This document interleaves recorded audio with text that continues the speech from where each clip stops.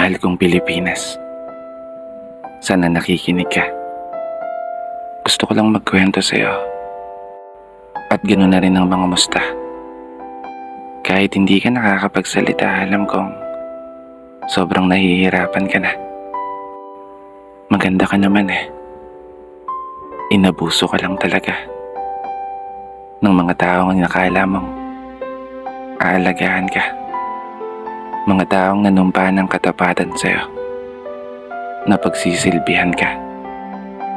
Mga taong pinagkatiwalaan namin na sa'yo'y magsasalpa sa mga panahon na haharap ka sa unos bilang isang bansa na matatag at palaban. Ngunit naging kabaligtaran, isang bansa na ninanakawan ng sarili mong mamamayan.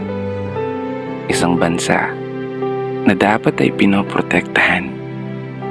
Ngunit isang bansa na napapaligiran ng mga taong mapanlamang. Kailan nga ba tayo magigising? Kailan nga ba kayo matatauhan? Kailan mo nga ba isa sa puso na inihalal ka ng taong bayan upang maglingkod? Hindi para magpayaman, upang magsilbi, hindi para maging gahaman. Imulat mo yung mga mata mo upang tuluyan mong masilayan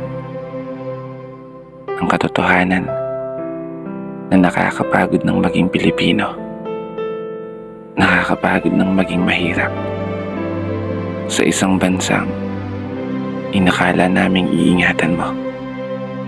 Mahal kong Pilipinas.